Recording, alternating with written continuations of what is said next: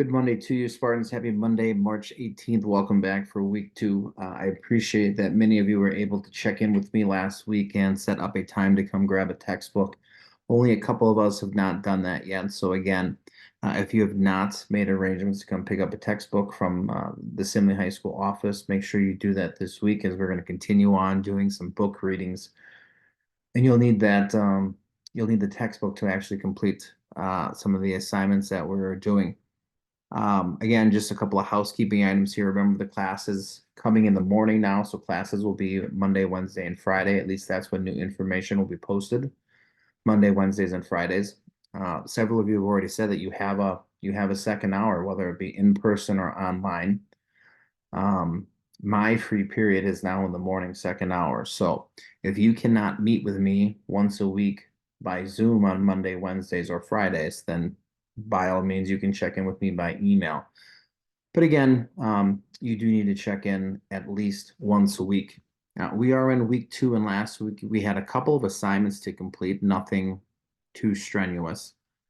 The first assignment that you needed to complete was a more or less kind of a list of what the expectations and requirements were for the people in your family, your parents, your siblings, yourself. And again, the form was pretty flexible and, making it fit your family. But you were supposed to go through and on a normal day, kind of run through the expectations that everyone was supposed to complete. And then from there, you had some discussion questions to respond to for today. And the discussion questions are probably the most important thing to spend some time thinking on. Responding to what your parents do, what you do, and what your siblings do on any given day is really not all that complicated. But these 5 questions kind of get us into what we're talking about today, which is the social structure. And question number 1 was explain the differences in responsibilities or expectations for each group of people. And really what I was looking for here is that regardless of who we're talking about, the older a person is in our family, undoubtedly increases the amount of expectations and responsibilities that they have. And it's not just responsibilities and expectations for themselves. I mean, I would imagine most of you listed for your expectations and responsibilities, in addition to, getting up, brushing your teeth, getting ready for the day. You probably had things about school. You probably had things about working.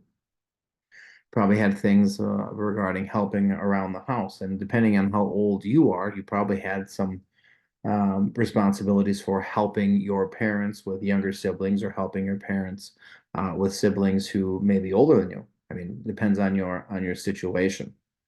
But we should have been able to kind of see that the responsibilities that people have in our family largely are going to be determined by their age. And the responsibilities that people have determined by their age doesn't just involve them and taking care of themselves. It largely involves taking care and helping other people, making sure that everyone is doing what they're supposed to. There's a little bit more of a managerial piece to it. Younger kids in our family, the younger people in the family don't necessarily have managerial tasks to complete. They're largely responsible for themselves. They may have some minor tasks that they have to complete helping everyone else in the family.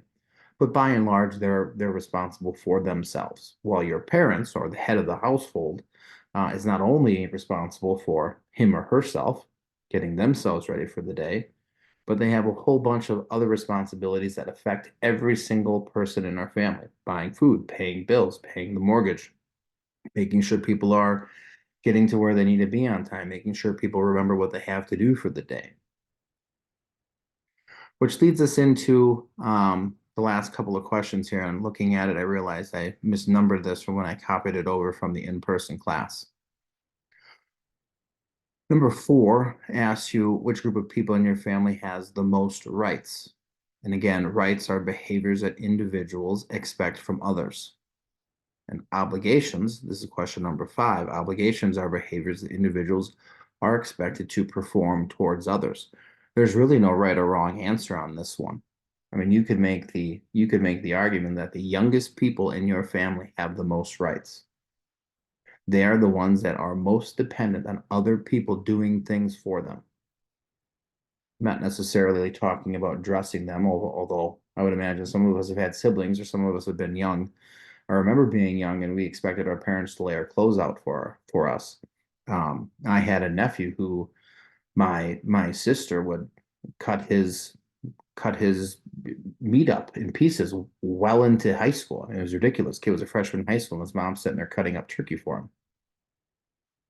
Unbelievable. That kid had a lot of rights. That kid had a lot of expectation for other people to do things for him. But at the same point in time, you could also make the argument that your parents have the most rights. Your parents probably have expectations for you. They expect you to clean. They expect you to pick up your room. They expect you to go to school. They expect you to get good grades. They expect you to do the dishes. The just could go on and on and on. And the same could be said for obligations, right? Behaviors expected from others towards us. Sorry, the behaviors that individuals expected to perform towards others. Your parents have a lot of obligations, right? They have to perform certain things for their children. At the same point in time, so do kids. Depends on how you look at it and depends on your family dynamic.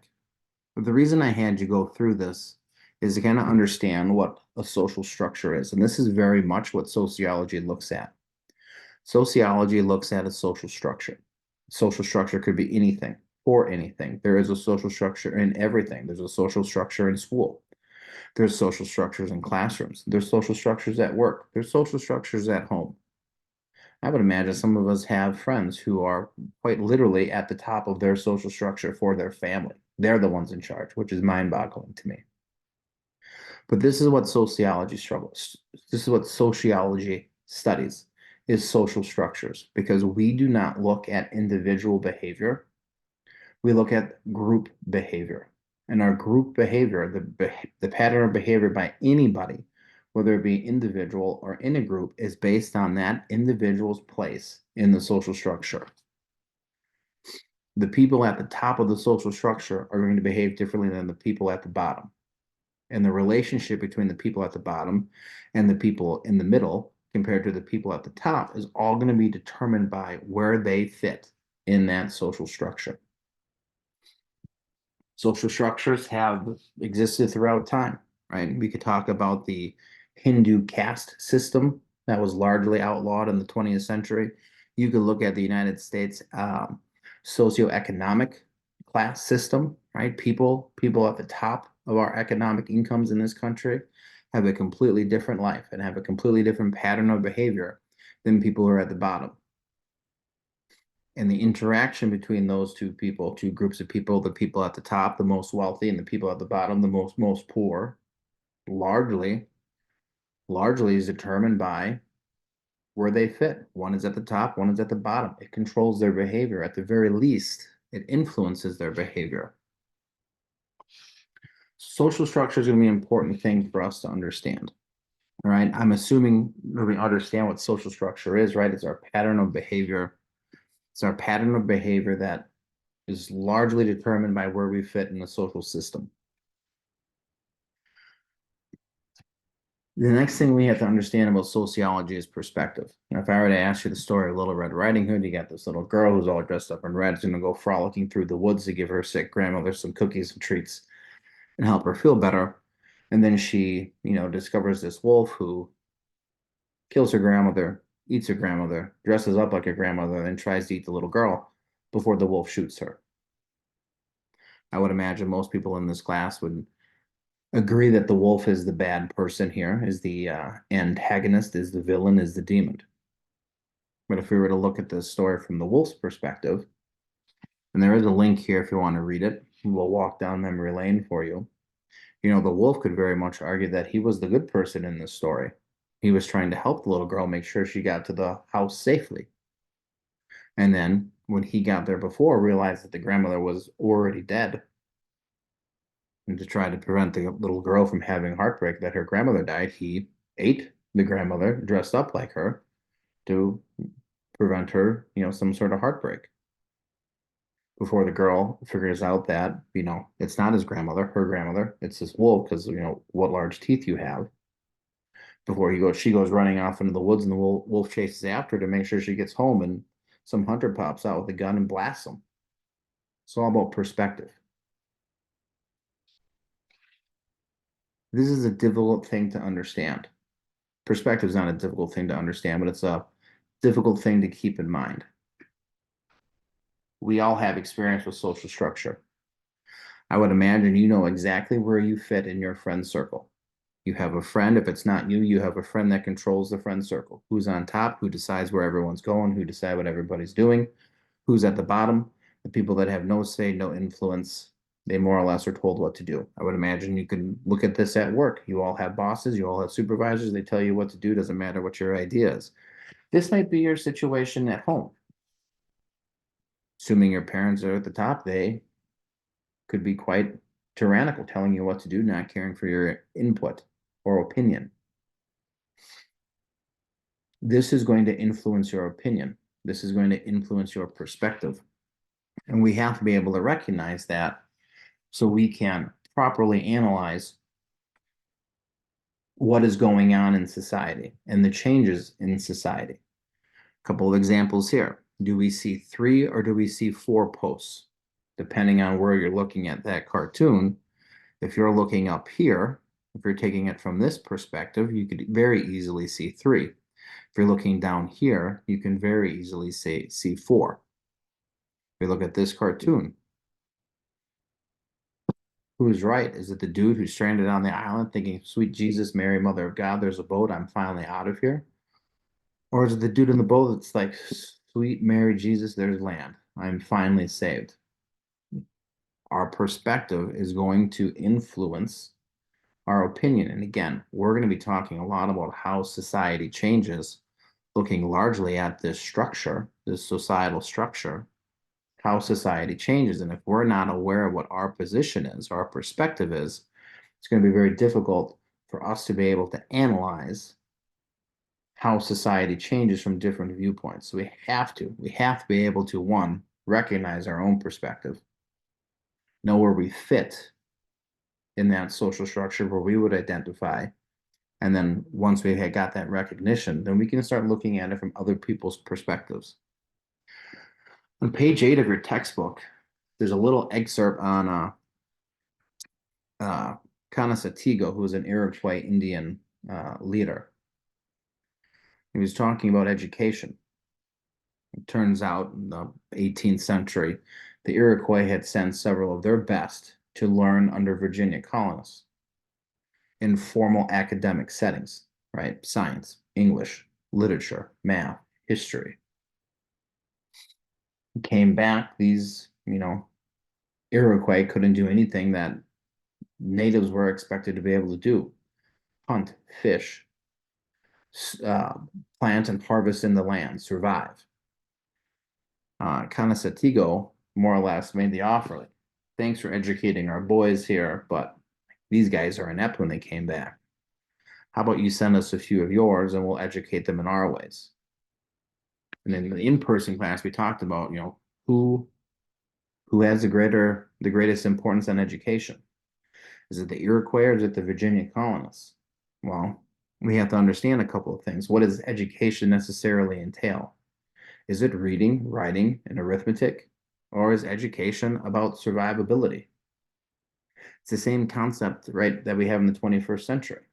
Do you need to go to a 4-year school to be successful in life? Do you have to have a college degree to be successful? And if you don't go to college and get a 4-year degree, does that mean you don't value education? Does education preclude people from going into the trades, learning how to build a house, wire a house, plumb a house, fix a car?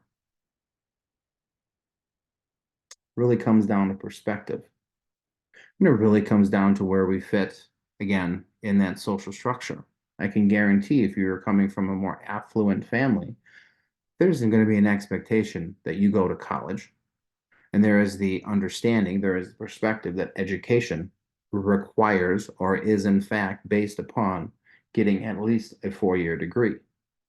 Versus if you are middle class or maybe lower income, number one, college would be exceptionally expensive, may not be financially feasible. And you have an appreciation for learning a different set of skills, which obviously is conducive of providing an income for a family that doesn't necessarily require going to a four-year school. Knowing where we fit or where we would identify in any social structure, regardless of whatever social structure that we're looking at, whether it be the football team social structure or the McDonald's work staff social structure or a school social structure or a family social structure or a religious social structure, being able to identify where we would fit in that social structure as individuals is important. And again, it's so we can identify our own biases and our own opinions so we can better understand other points of view. We have the example here of Colin Kaepernick. I would imagine most of you know who he is. He was the quarterback for the San Francisco 49ers, who more or less was canceled, right? Eliminated from society because he kneeled during the national anthem. And then we go into the 2016 presidential election where we've got Senator Hawley, Senator Cruz, and the former president of the United States, Donald Trump, who made some statements that people found to be offensive. And then they decried that they were, being canceled by cancel culture because they had an opinion that was different than theirs. Yet at the very same point in time, these were the people that wanted Colin Kaepernick more or less kicked out of the NFL because they thought he was un-American for not not standing for the national anthem. Again, it's hypocritical. We have to understand where we fit in society. We have to understand what our own biases are so we can fairly look at how society is changing and what might be driving society's change due to different people's opinions and different people's objectives. Again, all determined by where they fit in that social structure. And what we would call this is sociological imagination. We have to be able to put ourselves in other people's shoes. A lot of this class is going to be identifying what the social structure is and then analyzing what is causing societal change. I mean, if we were to look at the last 4 years, going back to 2020, there's been a significant change in our society. What is the driving factor? What has changed our society? A lot of you would probably say COVID-19. Is it though? Was it COVID-19? Or was there a power structure that was already started? Or was there a counterculture revolution that was already started? Or were there little microcosms changing to the changing of the functions of our society? These are all things that we're going to look at. That's the information I needed to review through today. So I appreciate you guys responding to the questions and running through that daily routine. What you guys have for Wednesday is questions 3 through 8 on the chapter 1 reading guide, and that's already open for you. On Wednesday, we're going to start talking about the lenses that we use to analyze societal change. Right? There's the functionalist approach. There's the conflict theory approach. There's the symbolic interaction approach, which all sounds very fancy, but it's really not. It's pretty straightforward. But that's what you guys are going to read about. You're going to read about the theoretical perspectives, and you're going to read about the key concepts of sociology. And that's what I'll cover with you guys on Wednesday. Hope you're doing well. I hope you enjoyed the weekend, and I'll see you guys sometime this week. But until then, go Spartans.